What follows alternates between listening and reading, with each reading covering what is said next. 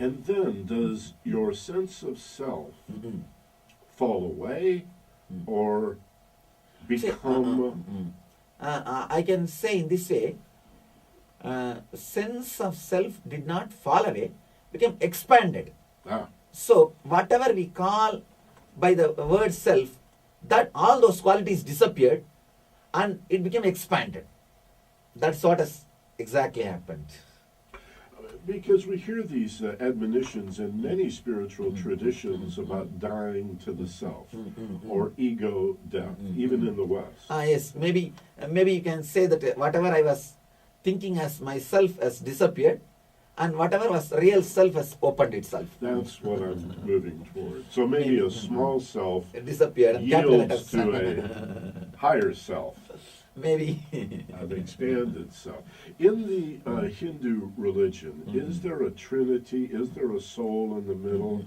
Or is it simply God and man? You see, in Hinduism, there are different levels of teachings for different levels of people. We have something called Visishtadvaita and Dvaita. We have a dual philosophy. Duality means you and God exist. And there is another one philosophy, you, God and world. All three are separate. If you expand yourself, you can experience God and world inside you. And there is another one tradition, there is neither world nor God away from your being. So in India, in Hinduism, we don't have one set of belief. It's like we give different levels of teachings. Person can progress step by step and achieve the ultimate. So it's like what I experienced in my life itself. There is no world or God apart from your very being and very consciousness. To come to that realization, you may have to go through other beliefs, other systems, step by step. But ultimately, I feel this is the experience. You're listening to Inner Vision on KPFK. My name is Michael Benner, and we're really honored, as you can probably tell, having a great time here with Master Nithyananda. Your students and devotees call you Swamiji. Yes. May I? Yes, you are welcome. I appreciate it. And if you're near a computer and you want more information about the local ashram, lifebliss.org is a place to go, and you're visiting us. You come, about once a year to Southern California? Yes, usually once a year. Well, welcome. It's nice to have you Thank here. you. And I know you have many events, and you have a meditation practice that you teach people? Yes. Programs? Is it necessary for somebody to commit themselves to Hinduism, to give up all other... No. You see, it is more a commitment for the truth and the experience of spirituality than a commitment to a particular religion. Somehow, we don't believe in conversion. We are just a Sanatana Dharma, means the eternal law of life. Whatever our enlightened masters understood, whatever secrets they understood about the life and death and law of life, they created a set of understandings, truths, and they created technology to reproduce that understanding in every being, experience in every being. See, person who creates formula to reproduce the understandings and truths of the outer world is a scientist. Person who creates formula to reproduce the understandings and experiences of the inner world is a mystic, master. So they are more like a scientists of the inner world. They created a set of techniques, meditation techniques, a technology to reproduce the same experience which happened to them in the inner world. So this set of techniques is what we call Sanatana Dharma, the eternal law of life, eternal law. So whoever is interested to experiment with those technology are free, welcome to come and experiment and learn and experience whatever they want to. So there is no such thing as conversion, and still we don't have any technique or ritual to convert people socially or legally, because we do not believe in conversion. Traditional Sanatan Dharma Vedic religion, Hinduism, does not believe in conversion. And all religions which came out of Hinduism, Buddhism or Jainism, Sikhism, they don't believe in conversion. Yeah. We believe in transformation, not conversion. Okay, very good. Never thought of it quite that way. Hindus, so old. So old. Are there particular prophets or teachers? No, we can't say there's only one prophet. There are a group of enlightened masters who did, there are a group of enlightened masters who did research and development collectively, like a NASA. The group of scientists complementing each other and creating a proper system. That is the way, in a place called Naimisharanyam in India, there were thousands of enlightened beings who sat and did research for quite a long time and did big research and development and created the technology to reproduce the experience to every human beings. They created technology and techniques for all possible human minds. They did not leave a single kind of a human being. They created techniques for all kinds of beings. So I can say it is not founded by one person. It's founded by a group of people. And not only that, they gave freedom for the next generation to update itself. Oh, good. That's the main thing. New addition. There is no master who says, I am the last, I am the only one. No. Well, we hear about the Upanishads. And the Yes. You see, one thing, What are these books? Upanishads are the solid basic experiences of enlightened masters, and there are books called Puranas and Smriti. That is the technology to experience the same space in which masters are living. Masters are experienced. Upanishads and Puranas are like a basic science, and the Smriti is what we call applied science. Applied science. Applied science. So if you start practicing what is mentioned in Smritis and Puranas, you will experience the state of what is described in Upanishads and Vedas. So, and one more thing, religion should not be just by accidental birth. Every individual should be given a fair and clear idea about all religions, and they should be given freedom to choose their own religion after they become major. Once they are major, maybe you don't even have to wait till the 18, maybe till after 12 or 14, they should be given the fair, true knowledge of all religions from the original sources and traditions, and should be given freedom to choose. It should not be just because they are born in that religion. Each one should be given a choice. I think we are, after all, now a rich culture. We go for anything and everything. We have so many choices. Why only religion should be forced? When you can have choices in your clothes, in your food, in your house, in everything. Why religion should be forced? And it's such an important thing. Religion is like an inner software based on which you are going to take major decisions. And why should it be forced? Why should it not have a choice? We should have all the softwares in front of us and a clear basic introduction from the original sources and the traditions, and given a choice to use any software you want. It appeals. Sometimes mystics of all traditions are criticized, or other philosophers are criticized by those who say, well, then you're just believing whatever you want to believe and ignoring the great traditions and the wisdom of previous ages. And I have my own answer to that. But what do you say about the inner light, about when wisdom arrives as awareness, and it's not just an idea, it's solid experience, solid truth. A confirmation, a knowing comes with it. Yes, and there is no doubt left. One thing, philosophers being criticized, crucified, stoned, poisoned, is an age-old tradition. Genius is a person who is intelligent enough to escape from the social conditionings And the difficulty is when somebody liberates himself from the social conditionings, he is so beautiful, so blissful, so charming. We can't afford to see him constantly because it creates a constant inferiority in us.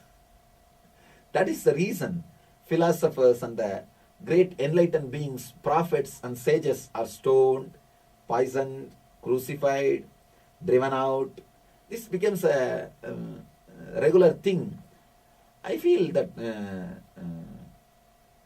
one thing you should understand, we don't know actually whether what philosophers believe is truth or so-called ordinary people believe is truth. We can only find out based on the scale, we can use only one thing as a scale. Who is more blissful and more settled, more at ease with themselves without any help from the outer world? You know them by their fruits. So only based on the fruits, we need to come to a conclusion whose experience is truth and who is living in the higher space, who is living in the higher consciousness. I always tell people, I am not here to prove I am God, I am here to prove you are God. Yeah, that's nice. It is just a inner science. It should be, shouldn't it? Yeah. And there is a consensus that dedicated people to spirituality, if not in religion, there tends to be, well, sometimes it's called a perennial philosophy. And one more thing, when you are really searching for true experience, your very inner space becomes so powerful. It attracts or gets attracted to a right enlightened person. To say again, attracted to the right enlightened person. The right enlightened person. Not to any religious group or a cult or any other ordinary sect or anything. Just the pure seeking is so intelligent. The pure seeking has got its own intelligence. You magnetize like the right magnet. teacher. And not only that, it becomes an intelligence to go to a right master at right time and stay as long as you receive the help and move even away from the master when you are supposed to move to the next level masters. But if we could get our friends and neighbors to sit quietly, to just stop the chatter, or to let go of it, because to stop the noise, to stop the monkey mind is not an effort. You see, stopping itself is not directly possible by mind, because mind is only trying to stop the mind. The very process or struggle to stop will create only more commotion. You can only do one thing. Unclutch means neither trying to support creating a thought, nor trying to maintain a thought, or trying to destroy a thought. See, neither creating, maintaining, or destroying. Just if it happens, let it happen. If it does not happen, let it not happen. Unclutching means seeing that automatically every thought is replacing the earlier thought. Every moment the unclutching is happening in you. Unless you unclutch from the earlier thought, you can't have a new thought. You know, many of my early meditations when I was young were, and still, I often use visualization. I can say, even visualization becomes one more thought. Yes, I know. So, I know. You can just... my goals were not so spiritual, though. They were more practical in terms of helping me in this world. But I then did begin a practice of simply watching my breath. That's beautiful. At the bottom of my nose. That's beautiful. And something strange began to happen. Within just a matter of a couple of weeks, I began to feel like the body I was watching breathe. It was almost as if it was someone else's body. And I was the watcher. Witness. Yes, the witness. And then I thought, oh, this is why the teachers teach us this, because if I can watch my body from a point of view of being other than, not really other than, but, more than, perhaps I can watch my feelings and my thoughts. Then you realize that you are beyond body and mind. So More than. Other than. More than. We can't say you are not body and mind. You are more than body and mind. Tell me about the difference between Atman and Brahman. See, these two words, all these words are more like a branding. Yeah. To tell you honestly, I should not be concerned. Trademark. You see, some masters use the word Atman itself to explain about Brahman. And some masters use the word Brahman to explain Atman. No wonder. Atman is something like an individual soul, you may say. And Brahman is like a cosmic soul. But according to me, from my experience, when you really go deep into the individual soul, you merge into the cosmic soul. There is no boundary.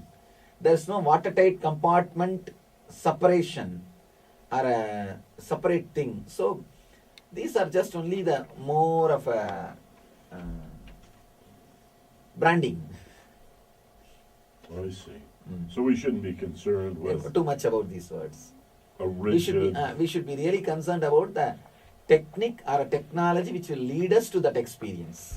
Okay, let me go right to the big question. Yes. Why would God, the Absolute, the Creator, the Most Divine, all-knowing, all-powerful, everywhere equally present, create a physical universe?